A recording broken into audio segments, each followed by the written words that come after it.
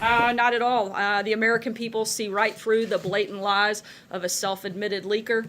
This is nothing more than a poorly executed PR stunt by Comey to desperately rehabilitate his tattered reputation and enrich his own bank account by peddling a book that belongs in the bargain bin of the fiction section instead of being remembered as a dedicated servant in the pursuit of justice. Like so many of his other colleagues at the FBI, Comey will be forever known as a disgraced partisan hack that broke his sacred trust with the President of the United States, the dedicated agents of the FBI, and the American people he vowed to faithfully serve. One of the President's greatest achievements will go down as firing Director James Comey. On another topic, quickly, if I may, the Deputy Attorney General was here yesterday. Is the President going to fire Rod Rosenstein? I don't have any announcements at this time. The President's voiced some frustrations, but beyond that, I don't have anything to add. Jim? Sarah, what about the content of the President's attacks on Jim Comey, your attacks on Jim Comey? Isn't all of that a bit unbecoming of the presidency of this White House to go after him in such a personal way like that? I think it. Slime ball and a liar and a leaker. I think it's unbecoming for the person that is supposed to be the top law enforcement official in the United States, the person that is supposed to protect the people of this country, to lie and leak classified information, certainly to falsify documents. I think that's a very big problem. And somebody who has created this problem for himself. I didn't encourage Jim Comey to go out and do a PR campaign. Congress has asked Jim Comey to come and testify multiple times, of which he's denied being able to do, yet he found time to sit down with George Stephanopoulos for 5 hours. I think if anybody has created this problem, it's Jim Comey, and he should be the one held responsible. Hey, sir, if I can just follow up. Other folks got two questions. If I can just ask a second follow-up question because it's Friday. Well, it's Friday, yeah. And you'd probably you'd probably get really upset, and I don't need that if I did. Not at all. No, but you've probably seen this tweet. It was a tweet that you posted before the election in 2016 when you're attacking FBI agents because you're under criminal investigation, you're losing. Yeah. What do you make of that now? I mean, isn't the that... rank and file FBI are some of the greatest people in this country. We've repeated that time and time again, and certainly have the full support of this administration. I think that we've been very clear, though, how we feel about some of the leadership at the FBI, particularly James Comey. When you go after Comey and I did give you two, Jim. Mueller, I'm going to keep doesn't that moving. mean you're losing? Following up on that, I mean, one of the themes of Comey's book is the president's, quote, disdain for the rule of law and his continued efforts to publicly undermine federal law enforcement officials. So how would you characterize the president's attitude towards the rule of law and things that he says publicly about many of his top federal law enforcement officials? The president has a great deal of respect for the rule of law, but the president does not have a lot of respect for people whose sole job is to carry out the law, and they leak classified information and they lie to the American public about it. Charlie? It's his own attorney general, it's his own deputy attorney general, it's special counsel, it's the FBI, it's judges who make decisions that he doesn't like. I'm sorry, I'm not.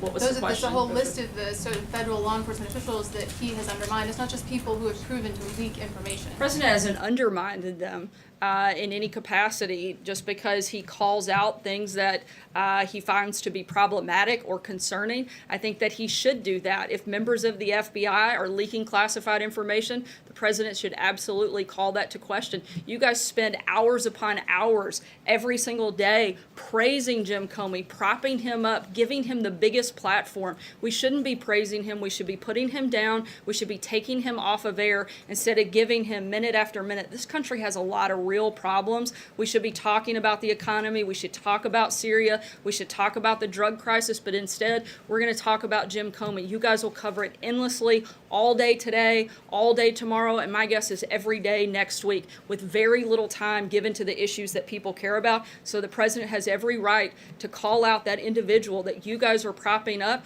and say that there are problems and that we should be concerned about it. Charlie? Thanks, Sarah. The Justice Department Inspector General came out with his long-awaited report this afternoon on former FBI Deputy Director Andrew McCabe, saying that he improperly leaked information about the Clinton Foundation investigation to a reporter and then lied to James Comey about it and under oath to two FBI investigators. Do you have a reaction to that, and does that, in your mind, validate the decision to fire McCabe? I haven't seen the full report, but it sounds like two peas in the pod with McCabe and Comey. McCabe was fired in disgrace for misconduct and lying about it. Beyond that, I don't have anything at this point. Francesca?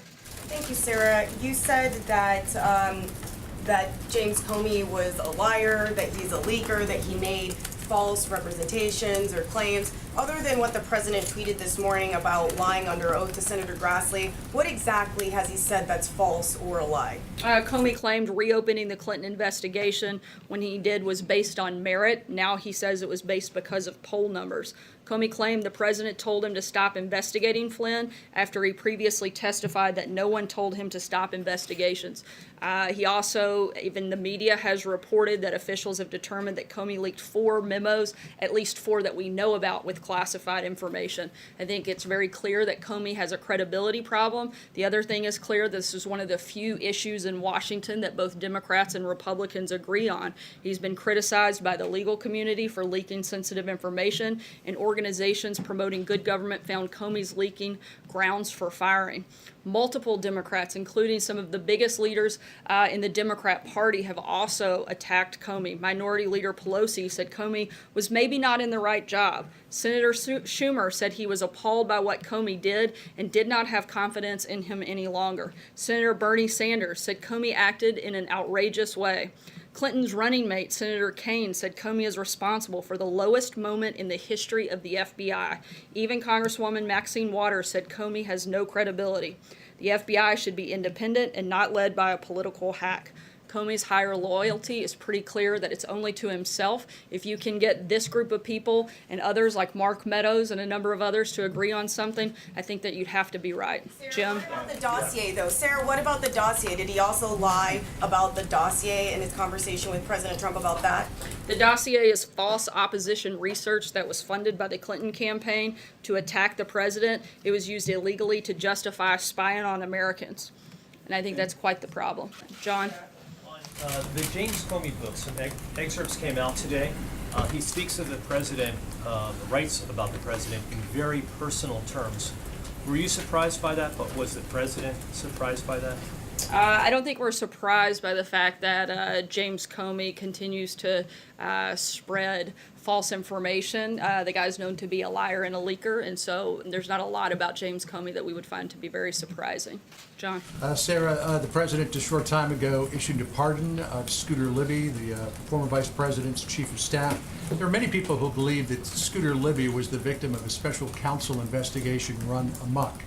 The recent statements that we have heard from the White House would seem to indicate that you feel much the same thing about the Mueller investigation. Was the president sending some sort of signal to the Mueller investigation or about the Mueller investigation by pardoning Scooter Libby? Not at all. One thing has nothing to do with the other, and every case should be reviewed on their own merits. Pardoning Libby was the right thing to do after the principal witness recanted her testimony. The D.C. Court of Appeals panel unanimously voted to restore Mr. Libby's bar membership after being presented credible evidence in support of his version of events, and it appears that that key prosecution witness, Judith Miller, changed her recollection of the events in question. In the statement, the pardoning statement today, the president acknowledges he doesn't know Scooter Libby. What was it that convinced him that Scooter Libby deserved a pardon? The president thought it was the right thing to do.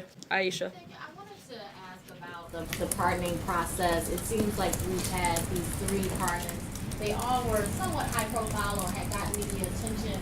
How is the president deciding when to take action on a case? I mean, with Arpaio, he hadn't even been sentenced yet.